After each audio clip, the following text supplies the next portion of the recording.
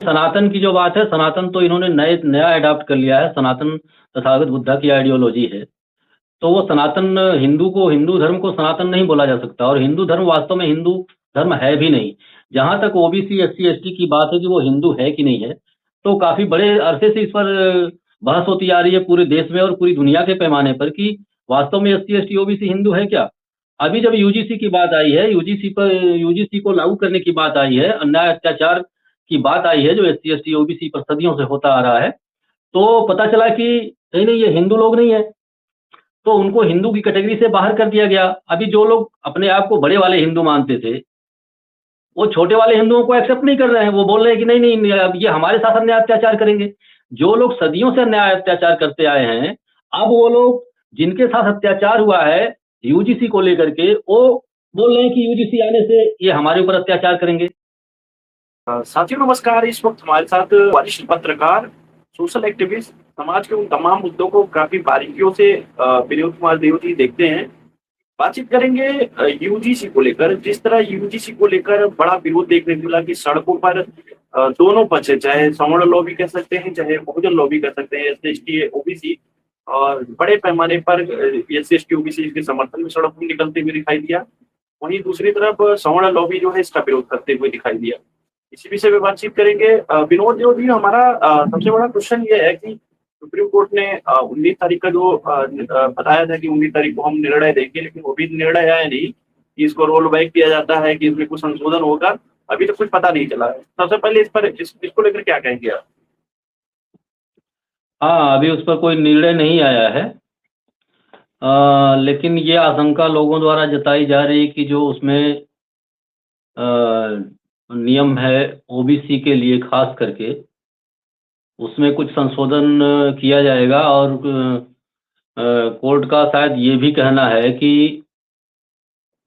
इससे जो नियम बनाए गए हैं, इससे जातिवाद को बढ़ावा मिलेगा। और कोर्ट जैसी संस्था ये कह रही है कि कृपया भगवान के लिए ऐसा न करें। तो इस तरीके की बातें सामने आ रही हैं। बाकी विरोध तो आप देख ही रहे हैं किस तरीके। विनोद देव जी, सबसे बड़ा क्वेश्चन तो ये है कि जो लोग चाहे अगर इस आंदोलन में आप देखेंगे, जो सवर्ण लॉबी की तरफ से जो अपर कास्ट के जो बड़े बड़े जो लीडरान हैं, जो कल तक कहा करते थे कि बटोगे कटोगे, और हिंदू राष्ट्र की बात करते थे, सनातन धर्म की बात करते थे, तो क्या वो एक्सपोज हो गए? क्योंकि जिस तरह एससी एसटी ओबीसी के सबको कहते थे कि बटोगे कटोगे, हिंदू एक हो जाओ, और जिस तरह, लेकिन यहाँ पर अधिकार की बात आई कि अगर ओबीसी को शामिल कर लिया गया, एससी एसटी के पक्ष में, ओबीसी के पक्ष में अगर कोई कानून बनाया जाता है, अगर ऐसी मांग की जाती है कि इसमें, क्योंकि सरकार का ही अगर देखा जाए डाटा है कि 118% वृद्धि होती है। और जिस तरह नरेंद्र मोदी जी को जो सवर्ण लॉबी कहा जाता है कि नरेंद्र मोदी जी के पक्ष में खड़ी रहती है, जिस तरह उनको तेली तमोली तमाम ऐसे शब्दों से नवाजा गया, तेलिया कहा गया, तमाम ऐसे शब्द कहे गए, तो हिंदू जो राष्ट्र है या सनातन की परिभाषा है, उसको किस तरह देखते हैं? नहीं, सनातन की जो बात है, सनातन तो इन्होंने नया अडॉप्ट कर लिया है। सनातन तथागत बुद्धा की आइडियोलॉजी है। तो वो सनातन हिंदू धर्म को सनातन नहीं बोला जा सकता, और हिंदू धर्म वास्तव में हिंदू धर्म है भी नहीं। जहां तक ओबीसी एससी एसटी की बात है कि वो हिंदू है कि नहीं है, तो काफी बड़े अरसे से इस पर बहस होती आ रही है पूरे देश में और पूरी दुनिया के पैमाने पर कि वास्तव में एससी एसटी ओबीसी हिंदू है क्या।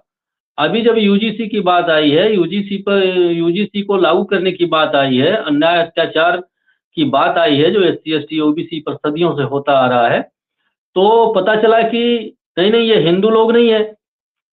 तो उनको हिंदू की कैटेगरी से बाहर कर दिया गया। अभी जो लोग अपने आप को बड़े वाले हिंदू मानते थे, वो छोटे वाले हिंदुओं को एक्सेप्ट नहीं कर रहे हैं। वो बोल रहे हैं कि नहीं नहीं, अब ये हमारे साथ अन्याय अत्याचार करेंगे।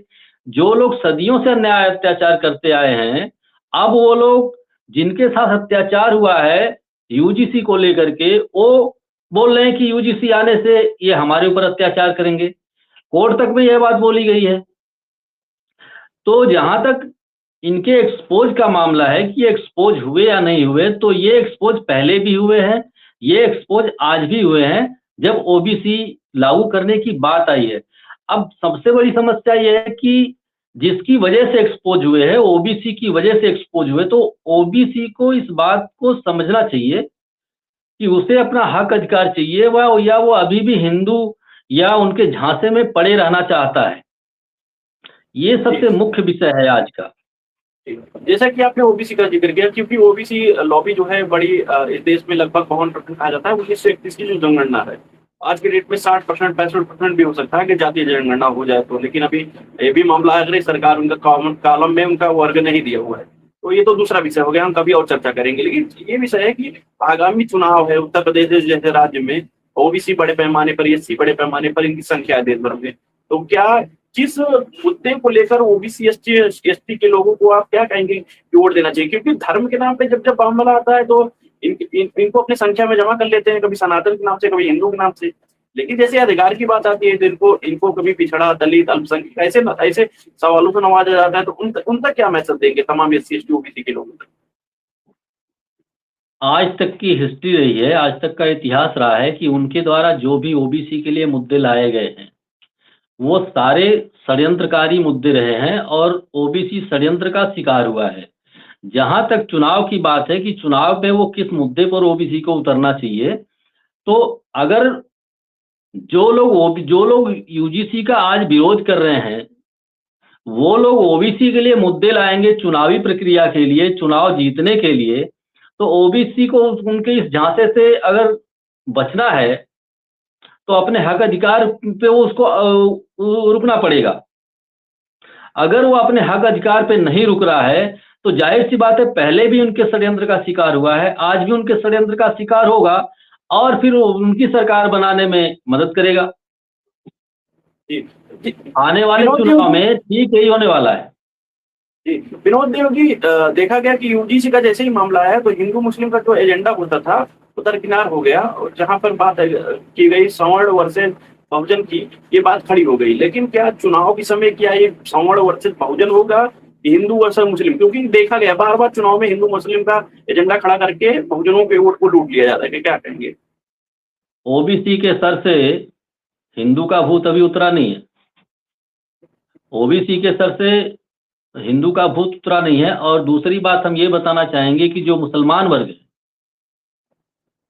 उसके सर से भी मुसलमान का भूत नहीं उतरा है। उसमें जो मुसलमान में ओबीसी है, क्योंकि यूजीसी का जो बेनिफिट मिलेगा वो मुसलमान ओबीसी को भी मिलेगा, खाली हिंदू ओबीसी को नहीं मिलेगा, दोनों को मिलेगा।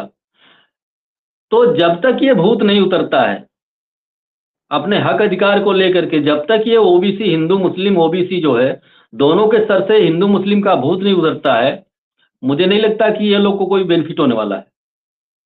जी विनोद देव जी, देखने को मिला कि समाज इसको अपनी पार्टी समझती है। आप इशारा हमारा समझ रहे होंगे, जिनको अपनी पार्टी समझती है उन पार्टियों का यूजीसी पर, खास करके जो ओबीसी की पार्टियां बनती हैं, ओबीसी हितैषी बनती हैं, या शेड्यूल कास्ट की जो पार्टियां जो हितैषी बनती हैं, जो ये बिल, ये जो मतलब मामला आया यूजीसी का, इस पर वो मुखर होकर बोलते हुए नजर नहीं आई। उन्होंने कहा कि कोई कह रहा है कि दोषी बचने न पाए और निर्दोष फंसे ना, तो कहीं ना कहीं बहुत सारे लोग पल्ला झाड़ रहे हैं, और चुनाव के समय यही एससी एसटी ओबीसी से वो उम्मीद करेंगे कि इनको वोट देकर इनको जिताए, इनको मेंबर ऑफ पार्लियामेंट बनाए या मेंबर ऑफ असेंबली बनाए। तो क्या कहना चाहेंगे उन तमाम पार्टियों को लेकर, कैसे सजग हो लोग?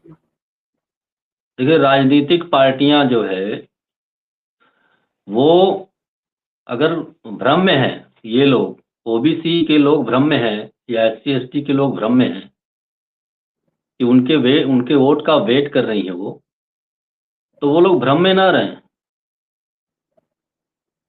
उनको जो राजनीतिक पार्टियां हैं उनको सवर्ण वोट भी चाहिए।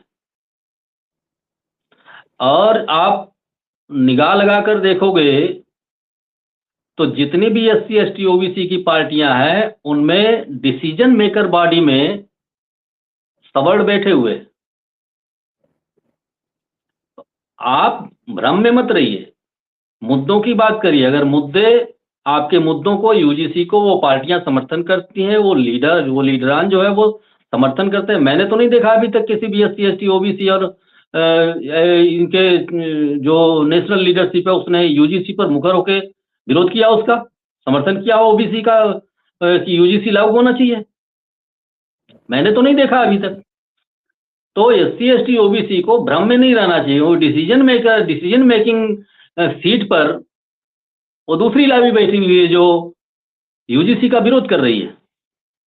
जी, तो साथियों हमारे साथ बहुत ही सीनियर पत्रकार हैं, समाज में काफी इनका अनुभव रहा है और काफी चुनाव, काफी राजनीतिक बदलाव, उतार चढ़ाव को समाज में सर ने देखा है। तो साथियों इस विषय पर आपका क्या कहना है कि यूजीसी जो कानून आया, बिल आया, उस पर जिस तरह ये ओबीसी SC ST की बात की गई, जिस तरह साउंड लॉबी द्वारा विरोध किया गया, जो कल तक कहते थे बटोगे कटोगे, जो कहते थे सनातन की बात करते थे, सनातन एकता की बात करते थे, वो लोग एक्सपोज हो गए हैं। तो इस पर आपकी क्या राय है, कमेंट बॉक्स में जरूर दीजिए और हमारे इस वीडियो को ज्यादा से ज्यादा लोगों तक शेयर करिए, क्योंकि जानकारी ही बचाव है। क्योंकि जब अधिकार की बात आती है तो आपको तो हिंदू वोट बैंक में आपको जमा कर लिया जाता है, जैसे ही आपके अधिकार की बात आती है तो आपको कहीं ना कहीं दरकिनार कर दिया जाता है। आपको बताया जाता है कि आप लोग जातवाद करते हैं, आप जात के हिसाब से अपने नेता चुनते हैं। तो साथियों इन विषयों को हमको ध्यान में देना होगा। साथियों यहीं पे हम वीडियो एडिट करेंगे। सभी साथी जो भी हमारे वीडियो देखे हैं बहुत बहुत धन्यवाद। अपनी राय कमेंट बॉक्स में जरूर दीजिए। धन्यवाद सर। ओके सर, बहुत बहुत धन्यवाद।